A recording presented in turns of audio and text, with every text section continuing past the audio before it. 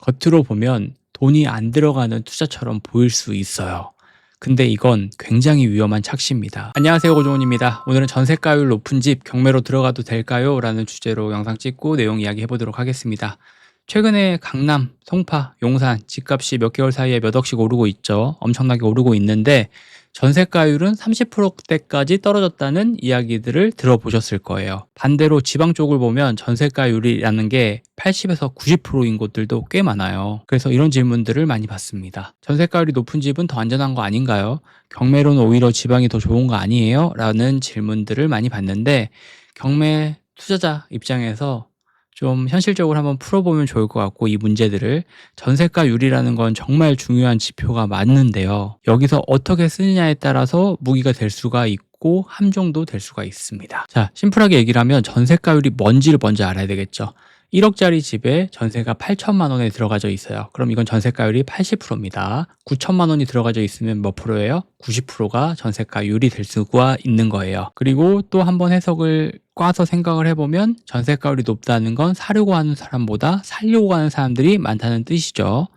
이게 왜 중요하냐면 부동산에서 제일 중요한 건 결국 사람이 실제로 사느냐예요. 특히 지방 아파트 중에서 전세가율이 80에서 90%인 유지되는 곳들을 좀 지켜보면 공통점들이 몇 가지가 있는데, 근처 일자리가 있거나 학군이 받쳐주거나 생활 인프라가 이미 완성이 되어져 있거나, 즉 투자자는 없을 수 있어도 사는 사람들은 계속 있는 동네라는 거죠. 인프라가 형성이 되어져 있기 때문에 이건 굉장히 저는 중요한 신호라고 생각을 해요. 지방 아파트 같은 경우는, 지방에 있는 부동산 같은 경우는 전세가율이라는 게 굉장히 중요한 지표이다.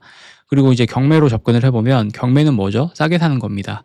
그런데 아무데나 싸게 산다고 돈이 되는 건 아니에요. 그래서 경매 투자자에게는 전세가율은 입찰가를 정한다라는 지표라기보다는 어디를 볼지 정하는 1차적인 필터에 가깝다라고 이야기를 해볼 수 있을 것 같아요. 이렇게 생각해 보면 좋아요. 전세가율이 높다, 사람이 사는 지역일 확률이 높다, 임차 수요가 있다, 경매로 싸게만 사면 다음 매수자를 찾을 수 있다. 이렇게 이제 좀 시간의 흐름에 따라서 우리가 생각을 좀 해볼 수 있고 연결을 해볼 수 있다고 생각을 합니다. 그래서 저는 전세가율이라는 거를 좀 이렇게 써요. 경매 투자를 하는 데 있어서. 전세가율로 지역을 일단은 좁히고요. 1차적으로. 그 안에 거래량이라든지 단지 규모를 좀 보고, 그 다음에 이 지역에 경매 물건이 좀 나왔는지 이런 것들을 체크하는 방식으로 좀 보고, 전세가율을 어떤 마지막 결승전 끝이라고 생각하지 않고 시작점이라고, 출발점이라고 생각을 하고 접근을 하는 것 같아요. 자, 그러면 전세가율의 큰 함정에 대해서도 이야기를 좀 해봐야 되겠죠. 모든 거에는 장점과 단점이 있기 때문에 이 전세가율도 이것만 보고 들어가면 큰 리스크가 생길 수가 있습니다.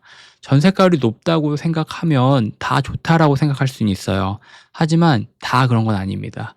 대표적인 게 뭐가 있을까요? 빌라가 될 수가 있죠. 빌라 중에는 전세가율이 90에서 100%, 심지어 전세가가 매매가보다 높은 경우도 있습니다. 겉으로 보면 돈이 안 들어가는 투자처럼 보일 수 있어요.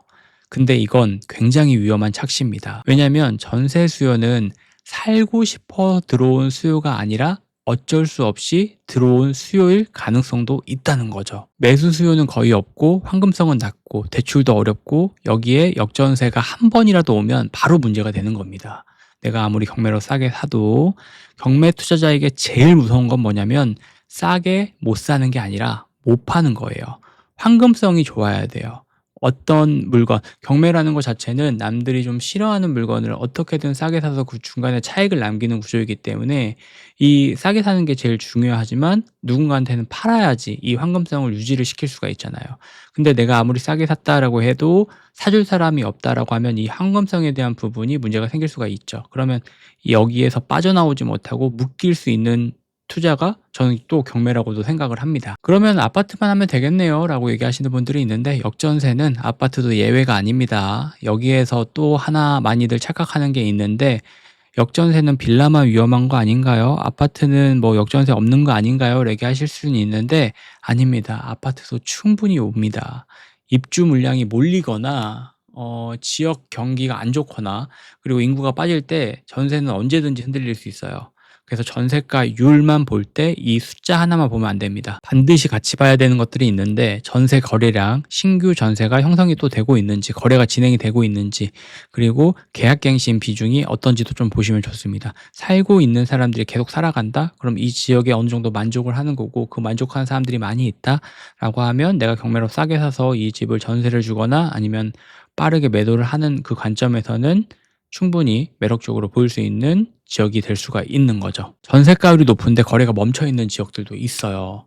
그런 지역들은 저는 굉장히 위험하다고 생각을 합니다. 전세가율이 높은데 그 지역에 거래가가 멈춰 있다라고 하면 내가 아무리 싸게 사도 누군가한테 판다라는 관점에서는 어려울 수가 있기 때문에 저는 이 거래량도 어느 정도 체크를 해보는 겁니다. 실거래가 이런 것들을 체크를 해봐도 하나의 지표가 될 수 있지만 저는 가장 중요한 건 임장, 그리고 전화해보고 중개사분들에게 전화해보고 중개사분한테 이야기를 듣는 게 제일 빠릅니다. 유튜브나 어디 누구 전문가가 이야기하는 것들보다 그 지역에서 실제 거래를 하고 있고 실제 거주를 하고 있는 사람들한테 이야기를 듣는 게 제일 빠르고 제일 정확한 정보가 될 수 있다는 거예요. 그래서 많은 사람들이 이야기하는 게 부동산 임장이 중요하다라고 이야기하는 게 요런 관점이다라고 생각을 해주시면 좋을 것 같아요. 그래서 간단하게 정리를 해보면 전세가율은 투자 결정을 대신해 주진 않습니다. 전세가율이 높다고 해서 무조건 리스크가 없는 게 아니고 전세가율이 무조건 낮다고 해서 그 리스크가 없는 것도 아닙니다. 하지만 잘 쓰면 사람이 사는 지역을 가장 빠르게 알려주는 지표라고도 생각을 해요. 전세가율이라는 거는. 그래서 경매 투자자는 이렇게 쓰시면 됩니다. 전세가율이라는 건 1차적인 지역 필터가 될 수가 있고 경매가라는 거는 안전마진을 무조건 남겨야 되기 때문에 시세보다 반드시 싸게 사야 되고, 그리고 황금성을 우리는 체크를 해야 되는데 그 황금성을 체크를 하실 때 거래량, 그리고 계약갱신 얼마나 지금 사람들이 하고 있는지 이런 것들을 잘 체크를 하신다라고 하면 출구 전략도 세팅을 잘 할 수 있지 않을까라고 생각을 합니다. 이 세 가지만 좀 맞아떨어지면 전세가율은 위험한 숫자가 아니라 저는 아주 강력한 무기가 될 수 있다고 생각을 해요. 근데 역설적으로 전세가율이 이렇게 높고 인프라가 어느 정도 있는 지역들 같은 경우는 경쟁자가 좀 몰릴 수도 있습니다. 실거주자도 많이 들어올 수가 있는데 좀 몇 가지 필터들을 여기서 조금만 수정하시면 좋아요. 입지나 계약갱신이 잘 되고 있는데 사람들이 좀 꺼려할 만한 것. 저는 뭐 읍, 면에 있는 아파트들이거나 아니면 세대수가 조금 부족하더라도 거래량이 받쳐주고 있다거나 아니면 공실률 자체가 그렇게 많지 않다거나, 그리고 사람들이 좀 꺼려할 만한 부분들, 뭐 층이 2층이라든지 아니면 사람들이 좋아하는 1, 2, 3번이 아니라 4, 5번의 아파트가 경매로 나왔다든지 이런 지역들의 물건들을 보신다 그러면 좋은 물건들을 선별할 수 있습니다. 경매는 꾸준함과의 싸움이기 때문에 아무리 전략을 잘 짜도 꾸준한 사람을 이길 수가 없습니다. 그래서 전략을 짜는 거, 그리고 임장하는 거 꾸준히 하셔야 되겠지만 저는 제일 중요하다라고 생각하는 거는 입찰이라고 생각합니다. 법원 자주 가셔야 되고 입찰 많이 하시고, 그리고 내가 정해져 있는 규칙 속에서 계속 꾸준히 해 나갈 수 있다라고 하면 리스크 없이 저는 충분히 안전하게 할 수 있는 투자이지 않나라고 생각을 합니다. 지켜야 될 것들은 좀 지켜야 되겠죠. 그래서 오늘은 전세가율에 대해서 이야기를 해봤는데 저도 전세가율은 굉장히 중요하게 보는 지표 중에 하나거든요. 그래서 여러분들도 부동산 보실 때 전세가율이 몇 프로인지 이런 것들 체크를 해보시면 많은 도움이 될 것 같습니다. 오늘 영상 여기까지 하겠습니다. 감사합니다. 들어가세요.